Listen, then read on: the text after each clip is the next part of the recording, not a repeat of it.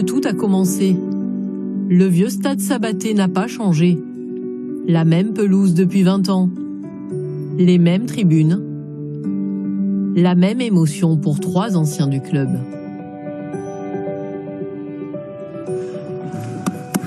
Ça va? Moi, je viens comme ça, je pour moi. Bon, ça fait plaisir de revenir là. Ça rappelle des souvenirs. Jérôme Vallée, Sébastien Cusbic, Michel Macurdi, des noms qui ne disent pas grand-chose aux moins de 20 ans. À eux 3, ils cumulent pourtant 600 matchs sous le maillot du MHR, 3 guerriers d'une époque où Montpellier jouait le maintien chaque saison. C'était ça l'identité du club, c'était des joueurs qui n'étaient pas connus mais qui se donnaient à fond sur le terrain les uns pour les autres. Et du coup, c'est vraiment ce qui a porté le club pendant des années. On s'entendait tous bien, il n'y avait pas de grosses individualités, mais c'était vraiment un collectif. Donc c'est vraiment des très bons souvenirs. Et voilà, quand on revient ici, on a toujours le smile, et c'est ce qui est important.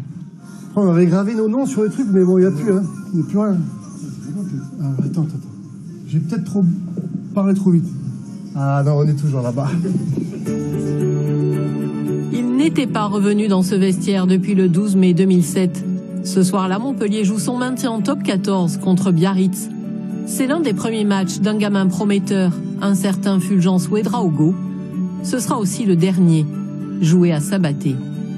On arrive à maintenir le club en top 14, parce que c'est vrai qu'à cette époque-là, on jouait vraiment la survie du club à chaque match, quoi.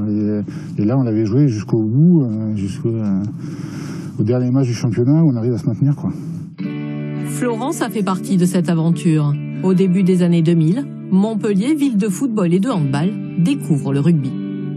Pour moi, c'est un challenge. Déjà première femme, présidente de club de supporters. Et puis premier club de supporters, donc c'était vraiment fantastique, quoi. C'était vraiment une belle aventure, vraiment très bien. Que reste-t-il de ces années de combat à Sabaté? Où est passé l'ADN de Montpellier?